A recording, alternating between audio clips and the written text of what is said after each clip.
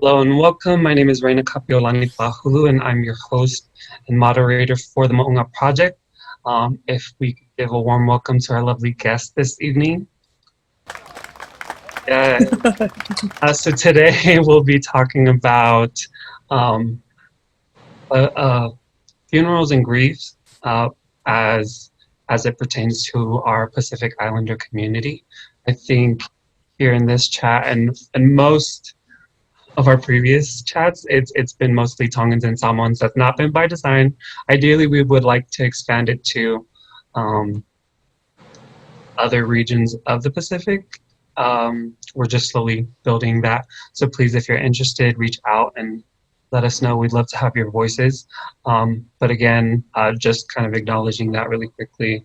Um, Today, the focus is on grief and funerals. It is heavy, but I just wanted to open up the floor with the question of, how were you taught to mourn, maybe even as a child, and what does that look like now in regards to maybe culture, traditions, um, anything that pertains to that. I think for me, one, I would, well, I mean, okay, so coming from a religious background, right? I think a lot of us can relate to that. We are often taught, no matter what church we are a part of, or faith background, we're usually taught to be really optimistic in those times, to kind of have a sight of an afterlife. And so with that, there comes this teaching or these lessons to just be more optimistic and see death in a more positive light. And then I also think of within my own family. I think within my own family, I have, because I am Samoan, I think when it comes to funerals and grieving and such, I think the way that we're taught is to, well, I think it's really cool, but I think we're taught to treat that time with your family and with your loved one that passed on, to treat that as a very sacred thing. And so what with that, you know, what comes with that, I'm not entirely sure. But I know for sure it's like when it comes to death, that's a really sacred thing. And so that's how at least my family, how I've seen it and how I've been taught is that death is a sacred thing and to treat it with respect.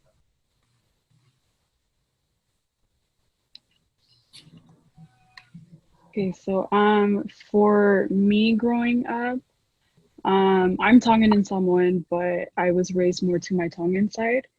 And I like my mom used to take me to funerals all the time. So it was kind of, or the way that I see it is that we saw it as a celebration. It was a communal mourning. It was communal grieving. Like everyone there was grieving, whether they were really close to the person, like in just relationship or biologically. And then when my brother passed away, um, I was 11. And so it was this whole different thing because now it was specifically my family. Um, and so I wasn't used to like the Tongan traditions of not having, like, you don't play any music. Everything is like really quiet and serene and sacred. Everyone from the church came and they cleaned our house. And looking back, like at that time, I was super grateful. But looking back, I realized that it didn't give my family a time to process anything that happened because of the way that my brother had died so abruptly. He was 14, so it was just like out of nowhere. And so looking back, like I'm still dealing with the trauma now. And I'm about to be 29. And so that was like a good 18 years ago. Um, and so realizing that there are the positives and the negatives to the way that we mourn, and realizing that at that time, what I needed to mourn and to grieve was my parents, and I didn't have that. And then Sorry, I'm really trying not to cry because I cry super ugly. But I lost my daughter 4 years ago, and like it took 4 years for me to even admit that she died or admit that I had her. Um, but even just that, it was the same thing. Like it went straight from like I lost her, and then everyone in my family knew, and it was just like everyone was texting, everyone was wanting to come over when really all I wanted to do was be by myself to process, to be able to be like, dang, I lost my daughter. Like this is how I feel, and I didn't get to do that. Um, like I just went right back into mom mode. It was, and it took like 4 years for me to get to this point where I'm like talking about her and being able to mourn her and to grieve her because I didn't get to do that when she died. So for me, it looked like communal grieving growing up, but now it's more of a personal thing. Like I still have the communal grieving. I still really appreciate the community love and the community coming together. But I also know that I need to reserve space for myself. I need to reserve time for myself to process what that means to me, how that makes me feel, and what I need to do to make sure that that trauma doesn't stick with my body and doesn't stay with me, and that I'm actually able to release it. Yeah.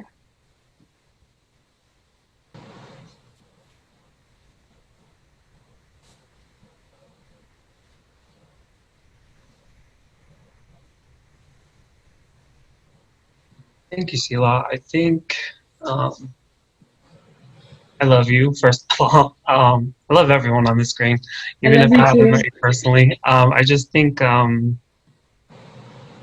you both touched on so many great things from eternal perspectives in regards to like religion, organized religion, anyways, and like what we see for ourselves in the afterlife and how that's supposed to be this almost point of like comfort because we can see beyond this earthly life as you know this is temporal and there's something everlasting to come in the next life, you know, however that looks like for you, and it may not look like anything depending on what you believe in, and then also the idea that the real grieving doesn't come until after the fact, like you know the funerals is kind of like it does become like a whole celebration and event of sorts. And so we're trying to cater to families, friends, relatives, peers. And so we don't always have that time to really sit with ourselves. And that time comes um, after after the fact in my mind. And so I don't know. How do people feel? Is there like a finite point when you like stop grieving, or do you feel like it's like a lifelong process for you? I think one thing that I was thinking about in terms of like communal grieving versus like our personal grief was like the silence after the everything dies down, like the silence after all your family leaves, all the farewells are done, all the things are done, and you're just with yourself. I feel like that's almost the not maybe not the hardest part for a lot of people, but it was the hardest part at least for us because then we're stuck with ourselves, we're stuck with that absence, and and I don't know. I just think that that's not something that a lot of people in our community give ourselves like grace for. You know, I feel like it's almost like expectation, like, okay, you're gonna grieve and then you're gonna go do your thing. But if there's anything I learned in like the grief cycle is that it's not a perfect circle. It goes like we're in denial one day and we're over here and we're going to bounce around, and it is what it is. Like you can think about this 2 years from now and still have like look at a toy car and break down because it's just how it is. It's just how it works. And I don't know.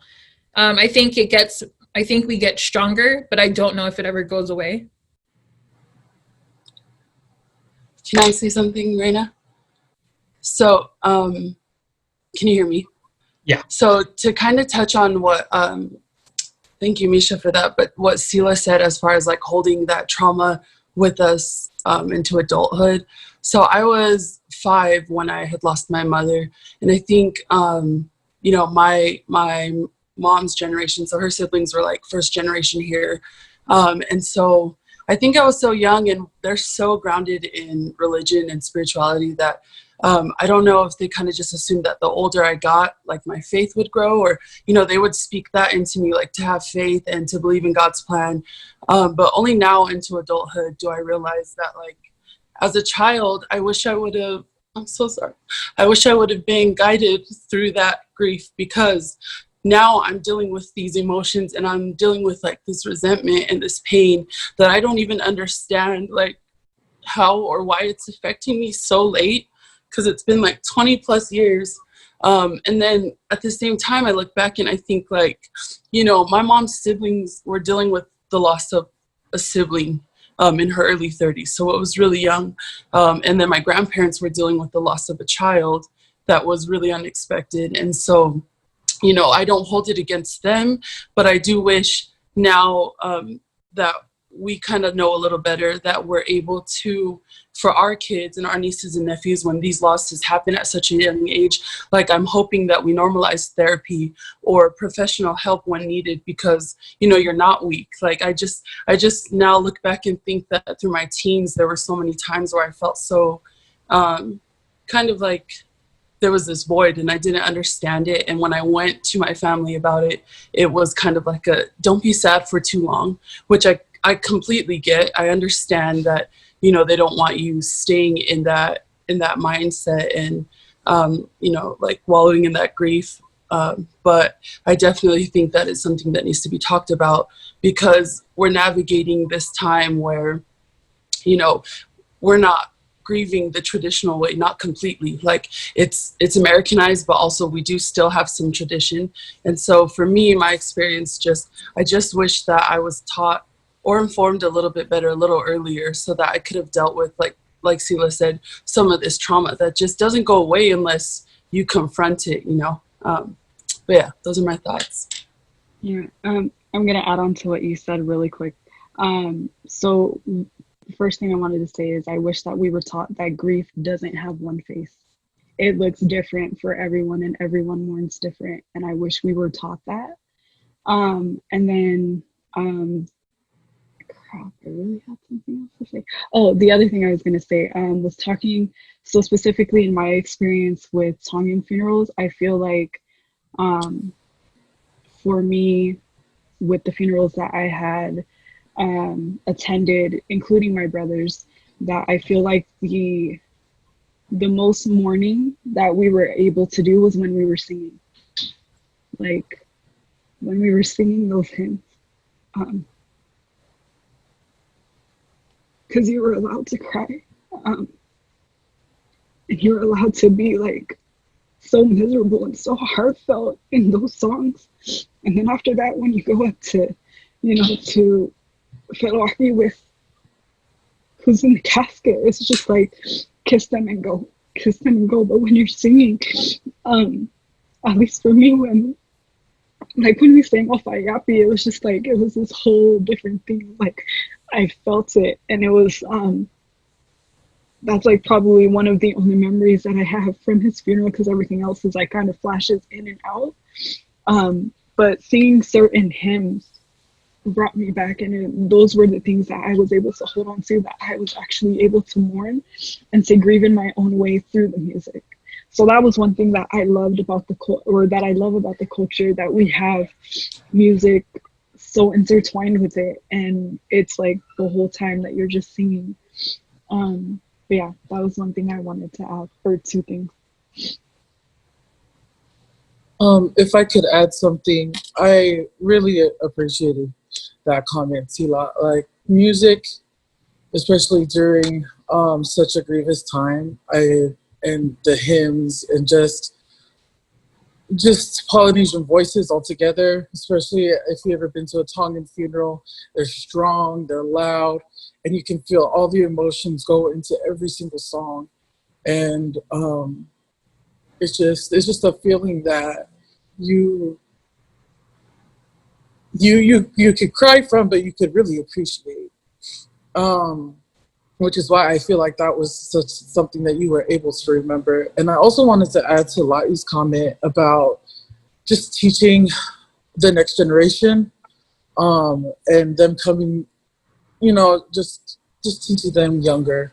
Uh, with my nieces and nephews, I don't know, they're like my mini best friends. So I do everything with them, and they were there when I found out that my grandmother had passed. Um, one of my nieces was there when my grandmother had passed, and I couldn't hold it back. I cried in front of her, just full out cried, and she never seen me cry like that. She's never seen Auntie Helen so weak before, or so vulnerable before. It's not weak; it's vulnerable. And she was sad too. I felt the most comforting hand from a child the whole time. Uh, During her funeral, the most comfort I ever felt was from her. And she was just like, Auntie Helen, what's wrong? And I told her what's wrong.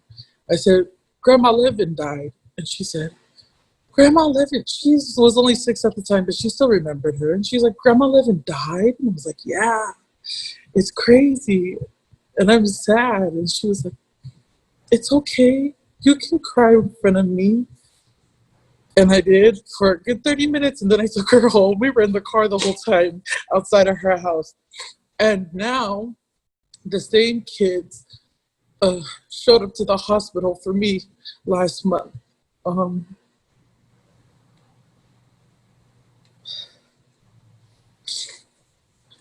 Oh, my best friend's brother died. We all grew up together. And when I told my sister that he had died, she brought my nieces and nephew with her because they were with her. And the same kids who are now 10, 11, and 8, they were there. They were there for me. And they knew that it was normal to be like that at such a time. And they knew that it was okay. And the only thing that they kept saying to me is, it's okay, Auntie Helen. It's okay. He's in a better place, but it's okay to be sad. It's okay, Auntie Helen. And I'm glad that this generation knows that it's okay to be sad. Because with our culture, just like we said, we keep ourselves so busy and we're just go, go, go. And then like we said, after everything is said and done with the funeral and everything, people expect you to pick up and move on and to keep going, especially Polynesians, especially people who are, of faith. And, they expect these things, and we should change that. We don't need to expect these things. Who are we to expect these things from people or from ourselves? It hurts ourselves. We should give ourselves time to grieve, give ourselves time to think about these things, and, give ourselves time to be vulnerable and normalize that. And I'm so grateful that my kids normalize that and they see that it's okay to mourn that way, and that it's okay to be so expressive with their emotions, and just to feel. It's okay to feel. There's a lot of times, we act like we're not feeling anything, and yeah, it's okay. Yeah, we know she's in a better place. Yeah, we're good. No, it's okay. It's okay to feel. So I was really grateful for like bringing that up, because I 100% agree.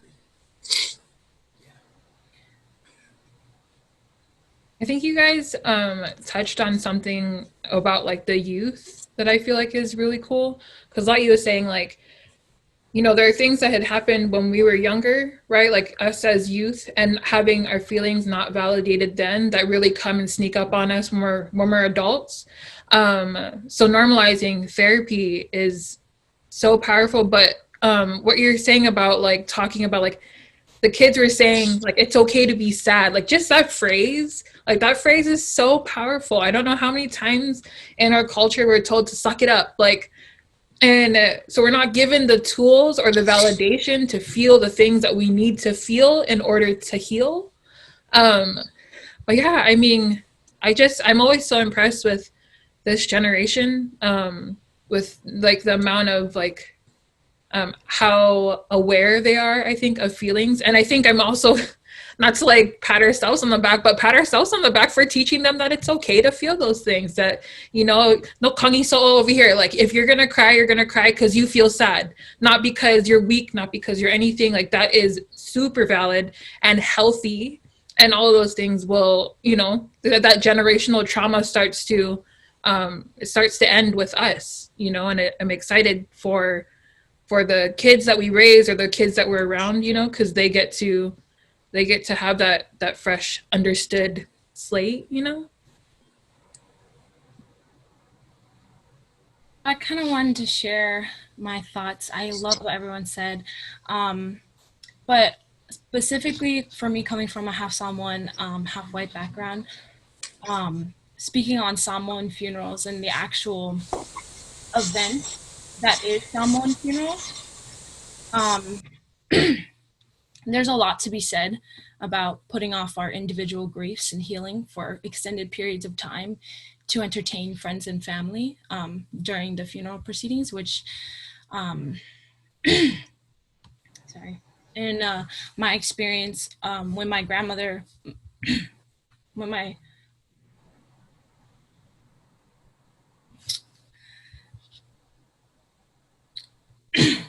sorry.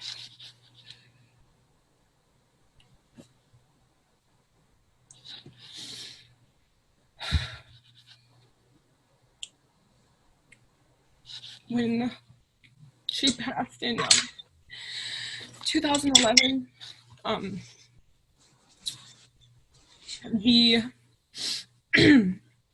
my family and I, we were, I'm sorry, we were living in Texas at the time, but we were able to be in California within a matter of days, where my grandma, when she was in critical condition. And because of the nature, sorry, because of the nature of Samoan funerals, and that my grandfather was a whaifeau, we had to wait for a lot of people coming in from Samoa. And this is pretty typical with Samoan funerals, that it's kind of extended periods, even weeks after the individual actually dies, that you have the funeral. So her actual funeral didn't actually take place until over a month after she had died. And because my family and I had been in California for that extended period, we had to go back for school and work. And so we weren't actually able to be there for her funeral.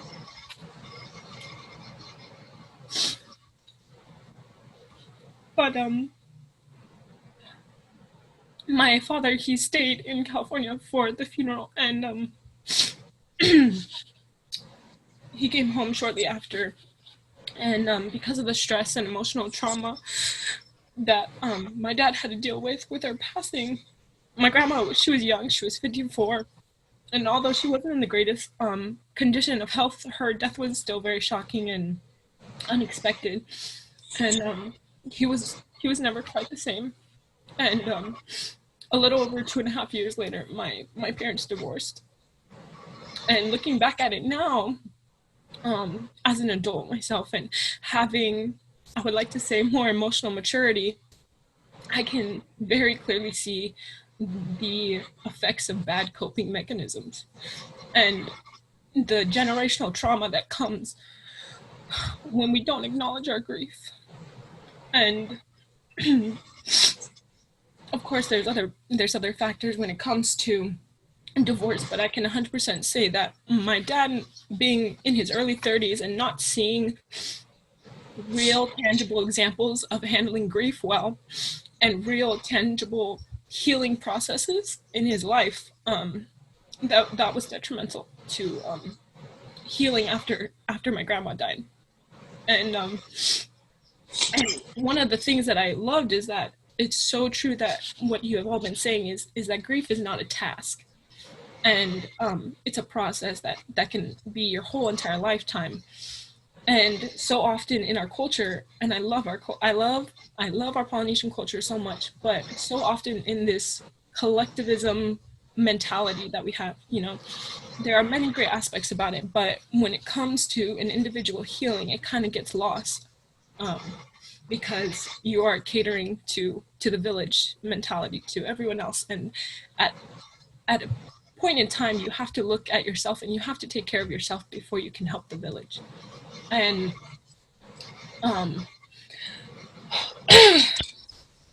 acknowledging grief and accepting that that's a part of, has not always been easy for Pacifica men, but also women as well. And I think this generational trauma is just that, generational. And I love what you said, Helen, about your experience with these young children, of being okay to see that it's sad, because I know that if there had been examples in my father's life of handling trauma correctly and dealing and with good coping mechanisms for grief, I'd be in a very different situation, and we would have been able to heal and move on from a traumatic experience that is the loss of a loved one. That's what I have to say. Thank you, Malaya. Aaron, you were going to share something?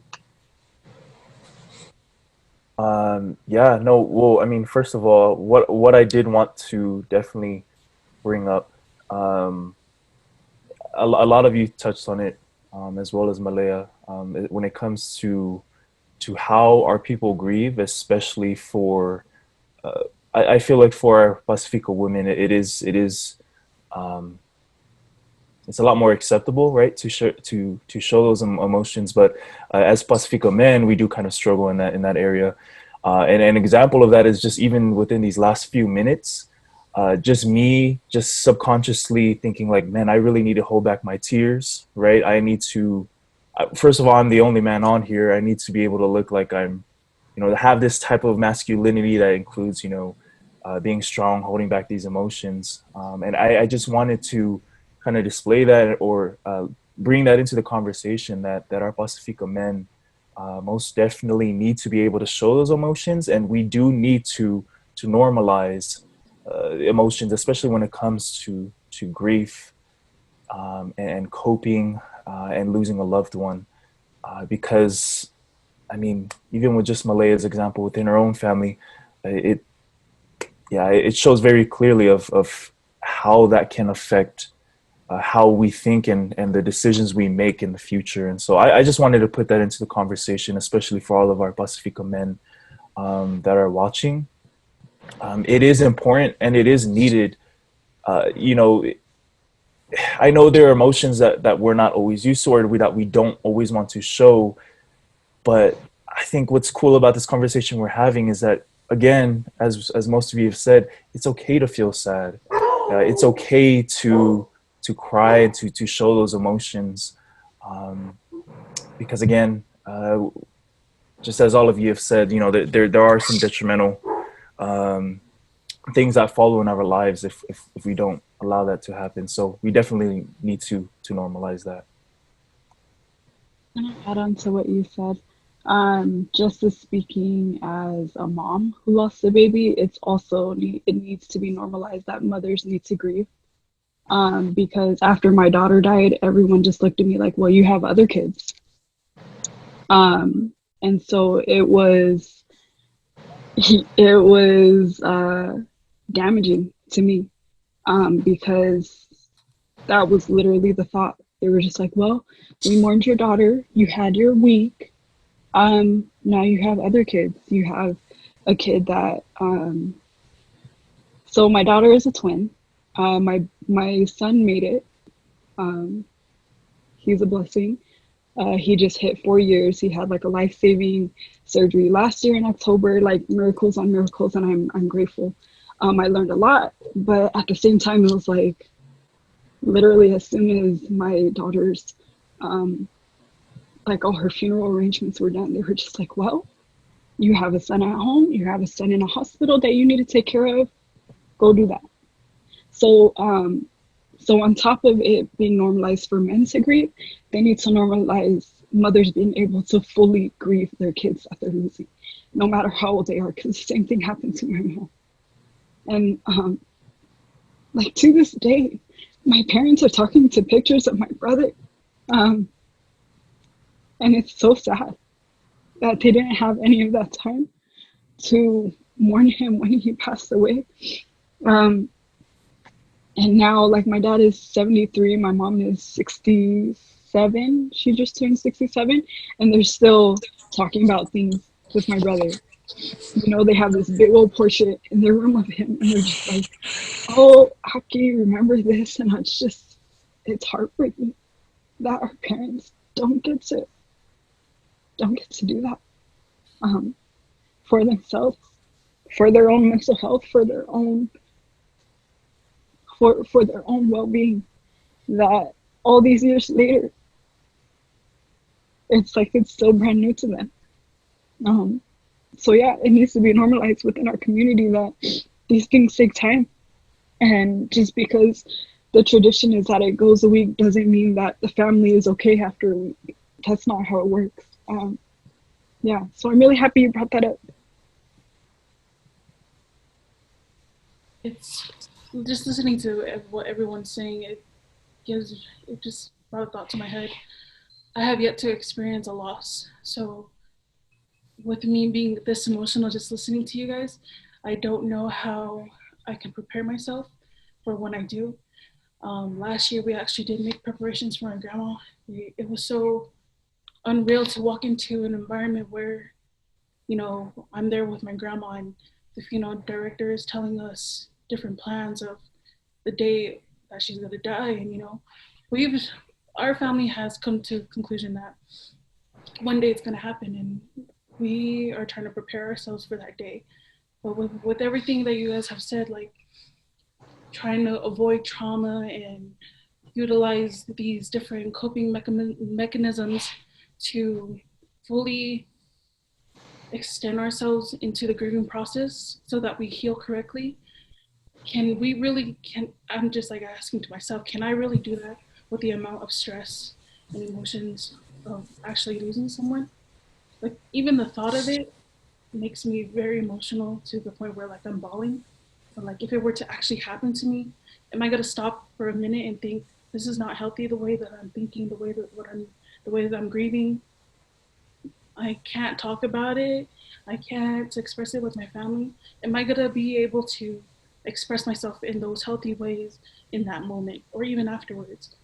Because just now, just listening to you guys express your traumas like that had been passed on for years and years, can we advise people in the future before they actually lose someone to do the same? Because I feel like there's so much pressure and stress that comes within that moment of losing someone that you're not in a clear mentality to really take care of yourself. Especially as a Pacifica, we are so worried about everything else going on in the funeral.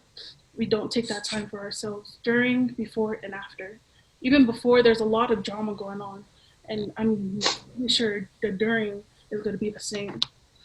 But, you know, the preparation to lose someone, I feel like there's not enough information or advice or counseling we can give to someone to prepare themselves for that. Because when it hits, it's gonna hit. And I feel like it's something that I haven't experienced in my life, so I'm not sure how I'm gonna handle it. It's gonna be a first time experience. And those first time experience, when they come into your life, it's confusing. And you can hurt yourself in that manner, and it can become unhealthy. But then with your guys' advice, you know, I will take that in consideration. At the same time, it's not going to be the first thing that I think of, you know. Can I say something? Go for a lot, yeah. So I think that you absolutely can be more prepared, Sam. And I say that because I was 5 when I lost my mom, and then I had lost my grandma 3 years ago. And the difference between then and now is that because of what I had gone through with losing my mother, when this came around, it was still a little unexpected. My grandmother was sick, but because I was older and more conscious and more aware, I forced myself to kind of deal with those emotions way earlier on than I would have having been a child. So I think it's scary, and people that haven't lost an immediate family member, I feel like you do have a lot maybe a lot more anxiety or stress because you haven't lived through those emotions. But I think, I mean, that's why we're having this discourse, is so that we can further and better prepare our people, because we don't talk about this enough.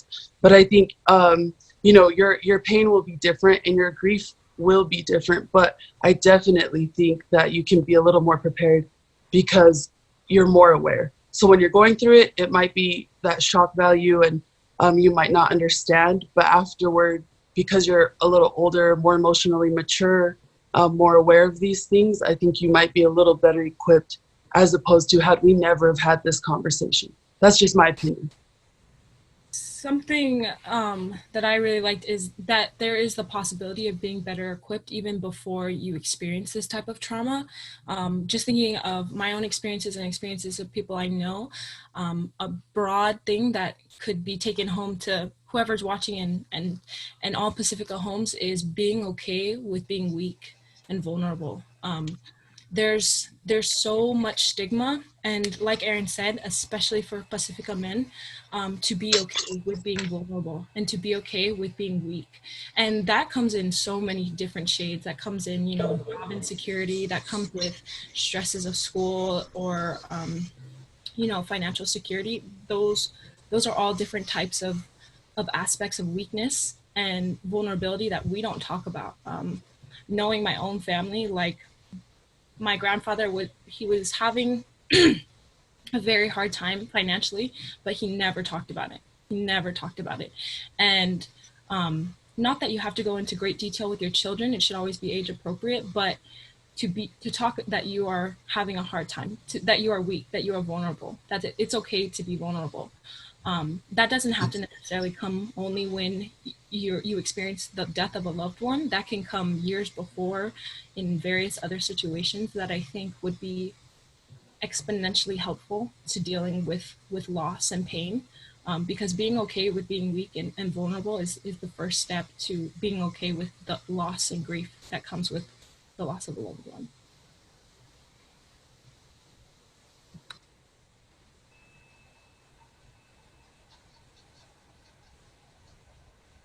Thank you, Malia. Sani, you wanted to say something? Um, yeah, I just wanted to say that another thing that could help you guys to prepare um, for losing a loved one, I think from my personal experience, is to be willing and ready to be willing, and that's in any form.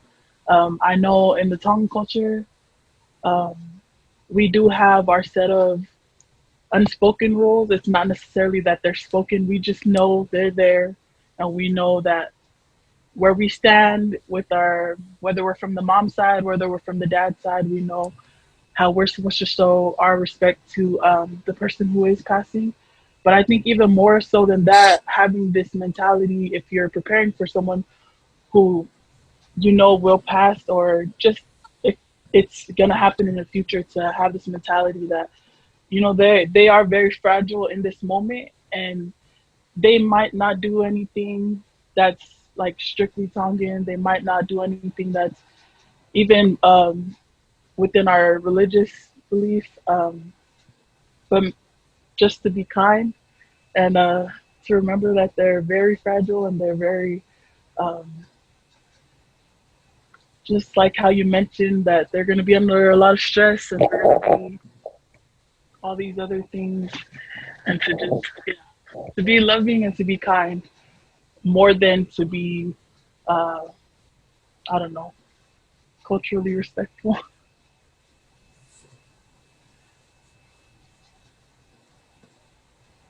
Thank you, Sani. Just really quickly, I wanted to acknowledge, you know, as we are kind of reliving our traumas and almost resurrecting the dead in a way, because we're proclaiming their names and their titles to us,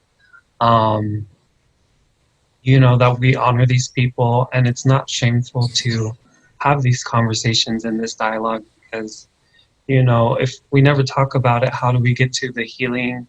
Or, you know, whether healing comes at this point in time in this conversation or later down the road, that remains to be seen. But just, yeah, I think echoing everyone's sentiments about like being unafraid to be vulnerable, because we find that, you know, whether it's grief or any hard thing to surmount in life, to get to like the growth and the whatever the evolution may look like. And not that grief needs to be this transformative practice, but just, you know, if it's scary and it hurts, it's probably because you need to go through it to get through it. But yeah, I wanted to pay love and homage and respect to all of the people that we are constantly mourning, whether now or to be in the future, because um, it's going to happen to you one way or another, whether it's, you know, someone really close to you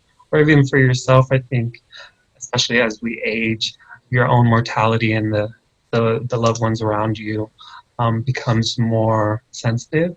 I know for myself, I like always get choked up even thinking of my mom leaving this life, and kind of what that eternal perspective looks like, because I'm not a practicing Mormon. I grew up LDS, but that's, you know, my life has just kind of transformed into another way. But yeah, I think we live this life, and we want to hold on so badly to the people we love because we love them, and it doesn't fully come into recognition or acknowledgement until after we've lost them. Yeah, those are my sentiments. I think I just want to open up the floor to anyone who hasn't spoken. If you feel inclined to do so, please do. Otherwise, just grateful that you're all here.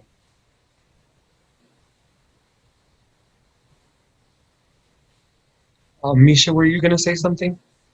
Yeah, but it's long, so if if Ruth or Abby wants to hop in first, it's all you. Okay, I'll say something. So just here, I held off on talking because I always cry, but I'm just thankful that everyone, you know, shared their experiences. Like Sela said, I had a brother who passed away when I was in 8th grade.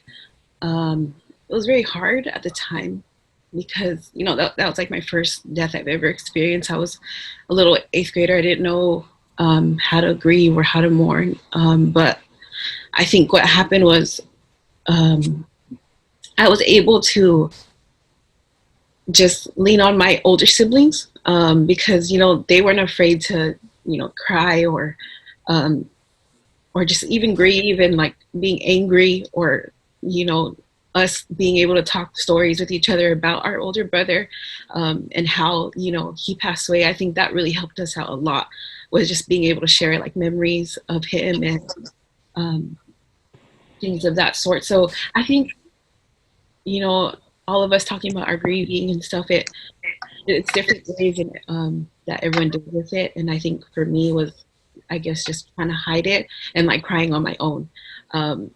You know, not showing it to anyone because I was like, you know, like I didn't want to be vulnerable because also I was just like a little girl, or like I felt like I was just too little to even try to show emotion.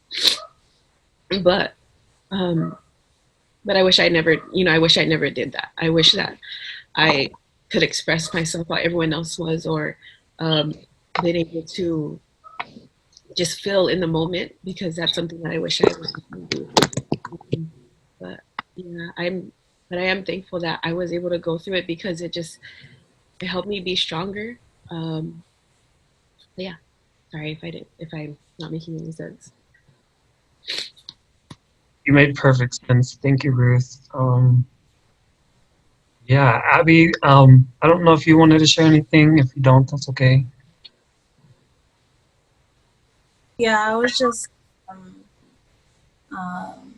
I just want to say I appreciate being in this space and having to listen to all of your stories and actually all of your, sitting in your vulnerability. Thank you for everyone that shared so far. When I was going through my grief of losing a loved one, I had to learn about something that my sister told me. She gave me a quote by David Kessler, and she told me, we want to make our, well, David Kessler said, we want to make our grief smaller but the reality is we have to get bigger. And building upon ourselves is already hard enough, and to overcome and build yourself bigger than your grief is another struggle in itself. And grief is deeper than, well, for me, what I learned was that grief was deeper than losing a loved one. It was being robbed of something that I didn't want to be taken away from. So whether that be someone that you embody, so someone that embodies love and energy that you're gonna miss so much, or just I guess someone that was basically a second father to me. My uncle passed away in February, and my only wish for my birthday in March was that his funeral would be like no drama, basically. He would be seen off good. And it made it, there was drama. I don't know if you all experienced a funeral with that PI drama, but there was drama, and it made me grieve. It made my grieving process harder than it should have been. And and it and at the same time I was dealing with other things in my life. I guess relationships that I was having, I was trying to cut off, and there was just a lot. And I kind of pushed away the grieving for myself for a little bit. And I paid for it later on, but basically learning that it'll never go away. And what you all said today was it's going to be an ongoing process to kind of, build yourself up bigger than your grief. And it will never go away, because that's something that you didn't want to be taken away from. You don't want to forget that. And when I lost my uncle, it was hard because he was a leader, awa'o, our head awa'o of our church, because our faifea was in a coma. And so a lot of people didn't really agree with him or his decisions, because it didn't benefit them individually. And so they spoke bad about him, and they did all sorts of things to him. They yelled at him, they cursed in his face. But what I miss about him was that despite the disagreements and despite the shame and the name calling towards him, he never stopped loving people. And it hurt, because this man was sick. We didn't expect this to come so fast. We knew he was sick, but he was still well. He never told us anything was wrong with him. But it was hard because everyone came out to see him out, and it hurt because no one was really there for him. I always had to take him to his appointments, or if he would never really ask for it anyways, but when he did ask, no one was there. So there's still drama within our family, and that's something that that we should not, I feel like we should change, in a sense where we have these conversations with our family. We tried having conversations, but sometimes people don't really listen. So in a sense, I guess what I'm trying to say is we have to do our part with ourselves to try to encounter the issues that hold us back from our grief. And yeah. And yeah, I think that's it.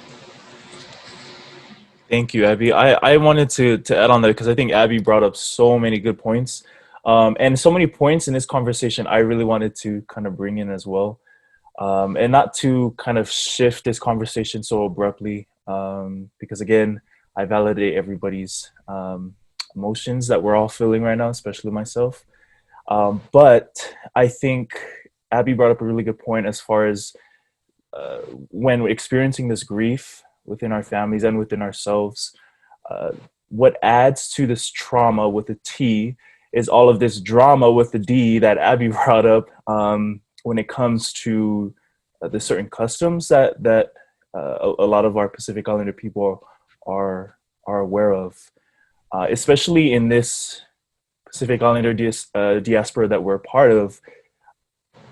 For instance, for Samoan funerals, and coming from my Samoan background, fa'alavelave actually means interruption, as an interruption in everybody's lives, everybody's everyday dealings. And so when it comes to funerals and things like that, of course there's going to be certain, certain troubles or drama that goes on because of so many of the issues that our families always trying to take care of, whether it be our own jobs or schooling, that a lot of us in this diaspora are familiar with. And so I think that's also a really interesting point to bring into this conversation is what sometimes our cultural customs and traditions can add upon the trauma that we're already experiencing in this entire struggle. And so I think I wanted to bring that into this discussion as well. I don't know if anybody else wants to kind of pick up and weigh in on that. I'm sure we all can. I just also just want to add, though, before I finish, is that traditions are practices that our people develop to make their lives easier, right? And so with that being said, traditions can evolve and traditions can also be developed, no matter in what point of life we're at. And so I think that's important too, that we can, especially in this diaspora in our generations, we can change or create traditions that allow our people to grieve in a lot more healthy way. Speak on that. I love that you brought that up, Aaron, because that's definitely something that I wanted to talk about when we're talking about funerals, because falawalaves are something that I really, really love, and I can also really, really hate sometimes, because especially in Samoan culture, but I know in all Pacific cultures, they have this culture of giving. And I love that you bring up our culture and history, because when I think about falawalaves, it's become so increasingly associated with monetary donations, which, like you said, can put on so much drama and additional stress to an already hard time. And personally, for my family, coming from a half Samoan, half white background, it was a very stressful topic for my family when we would talk about palabalaves and how much we were giving and to who we were giving. And it adds stress on so many family members that I personally know, that take out loans to give falawalaves, that give thousands when they are in debt, when it becomes a show of how much you can give rather than a general feeling of love. And so when we're talking about like culture, showing off and proving that you have more money than one or the other, that's a Western colonialistic idea mentality, an individualistic mentality that has kind of seeped into falawalaves that was never really there. And like, to put it into perspective, like our an accurate cultural lens looking into our people is we always had a system of reciprocity. We never gave more than we could, and we never took more than we needed. And that was seen in agriculture as one that you can relate, is you don't overfarm the land, but you don't undertake to where it grows out. And that's the type of culture basis that all Pacifica people had. And then Western and colonial ideas came in, and we associate with money and exorbitant amounts of money and things, when it really was what type of support I can give you, not necessarily monetary. Food and babysitting and caregiving, those are all different types of support that should start becoming normalized in giving to these Pacifica ideas of giving at a funeral, wedding, it doesn't always have to be monetary. And that's something that's a very Western idea that wasn't always there in our cultural proceeding into. So when we, personally, what I think, you know, we should move more towards an accurate cultural lens when we're looking at Falabalavis, and an accurate portrayal of what it was all about, because it was only ever all about love and reciprocity. So thank you for bringing that up. Thank you, Malaya. Uh, really quickly, Heidi, you're joining us a little late. I don't know if you wanted to add anything to the conversation. Oh, sure. What's up, guys? Sorry, I just. Hey, you guys are being too loud. Let me. Sorry, guys. I just got off work, and we just had our first meal of the day.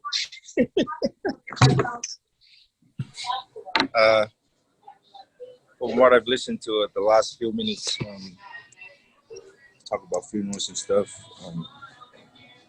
I think all of us Polynesians can relate to funerals and stuff. But sorry, let me trying to gather my thoughts right now. I'm tired. I just wanted to add that we need to be prepared for all this stuff right here. You know, funeral, because I see all the people struggling when it comes to funeral, financially wise, and that's why I got into the insurance business, life insurance.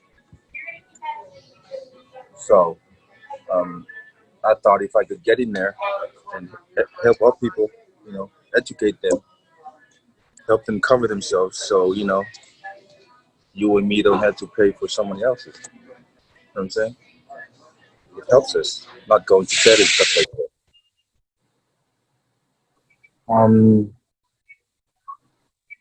But other than that, I don't really have more to say. I don't think I don't have any more energy. But Thank you, it's good Heidi. seeing I'm here though. Good to see you guys. Thank you, Heini. Yeah, just kind of, it's interesting because Heini actually grew up in Tongan, so now kind of contextualizing with, or bringing in that culture clash of, like, you know, back home we kind of depend on the community to support us in our time of needs, but here in Western practices you have to have insurance for everything, even to die, because it's expensive to live and to die. And so I think, especially us here in the diaspora, we want to be knowledgeable and aware that can be a helpful practice for us, because again, death comes for us, no matter who you are, and whether we like to or not, we have to be prepared in that way, because that's when less stress added to us and not having to always depend on community. Because, you know, it's good to ask community for things, but it can also um, um, be a point where we are also self-sufficient, but then also what Malaya was talking about, this idea of offering things that aren't of monetary value. They're just being of service and being showing up for people in ways beyond just this funeral show of grief, long term. Let's see, we're coming up on our time. Let's see, Ruth, you wanted to say something, and then we'll turn over to one more person for our final thoughts. Thank you. I just wanted to add on to Malaya, how she was talking about giving, instead of just money, you can give like food and things like that. You know, my family has never been like the type to have like a lot of money, so you know, we would give whatever we could with our money, but then we would also give, like, you know, maybe a box of bisupo or a box of wahoo, or just any food that would help the family, whoever is going through like a funeral, whoever needed help. Like, that's just something that we would show our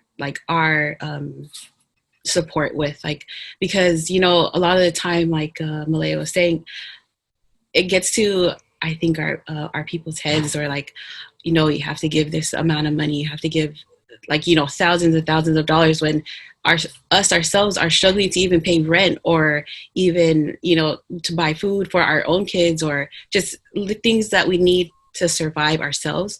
We're just putting ourselves into a bigger hole by giving more money than we need to give, or that we even have. But, you know, I like the thought that, you know, instead of money, you know, we could give maybe food, or being able to help babysit, like you said, or even cleaning house, like Sila said earlier. Like, that is really helpful. Like, you know, there may be times where you're grieving so much, or like you can't even do something to even just clean your house, and somebody just being able to help do some files around the house, that really helps out a lot, and it takes a lot of stress off of the person themselves. So I just wanted to add that in. Can I add something? Who was that, Misha? Hi. Misha, yes, we will close out with you. Thank you. Okay. I think just to kind of wrap up, I think as someone who is currently in the grieving process, we just hit our 6 months today. I've had this, okay, so this is Rexy, and this has been staring at me the entire time. So we lost our nephew in February, and a concept that has helped me know how to help, I think, others. And I think when Sila talked about, you know, allowing mothers to grieve, or allowing the kids of someone who has passed away, like the immediately affected, there's this concept of you pour in and you dump out. So it's like a circle graph, and the middle circle would be the people who are directly affected by the loss, right? So that's the parents, the siblings. If this was my husband, you know what I mean? Like, we are center circle, and everyone around us, your extended family, our friends, and everything, like, those are outer circles. And so everyone else's job to help us in our time of need, because all of us will be center circle at one point in our life. Our jobs are to pour in. You pour in the love, you pour in the support, you pour in anything you can. So instead of saying, hey, text me when you need me, you can be like, hey, do you want pizza or do you want burritos today? Like, you know, if we're serving, there's a lot of times where us as Polynesians, like, we don't know how to accept help. And so we're not going to tell you when we need help. And so a good thing to do for our center circle people is to offer a service, or to just do it. Just go and do it. Go clean their house. I don't care if they're telling you no when you get there. They will be grateful to have a clean space. You know, wait till they're gone. And so for outer circle, that would be like, so for our case, it was my nephew. And Rex, I mean, is everyone's heart. But my sister and her family and the boys, they were center circle, and we're a close circle, but we're right around there, right? So anything my sister needed, I took that upon me to pour in. Like, I made those phone calls, I made the whatever, I did whatever she needed me to do, because that was my job as an outer circle person. But I needed support too. And so my close friends, my church family, my even like my husband was probably like right here on the circle, but still, like, he was able to pour in. And so those are the people I would turn to, you know, because sometimes when we're sad, we want to share our grief, but we're sharing it like it's almost irresponsible for me to tell my sister how much I miss her son. Right? Like, I am there to support, and then my husband can hear me complain about or hear about this all day, right? Our outer circle. So I just think that that concept of whenever we're middle circle, that's when people pour in and we dump out. You know, that's what our friends are for, and to rely on those because they're there. But yeah. Perfect. Thank you, Misha. That's a perfect way to end the show. I think, to sum things up, grieve however the hell you want. Please, no drama. Stay humble, be of service, and love one another, because grief and funerals are fucking hard. And there's no right or wrong way to go about it, but just really acknowledging that it's okay to be vulnerable and be sad, and lean on community. I thank you all for joining me today.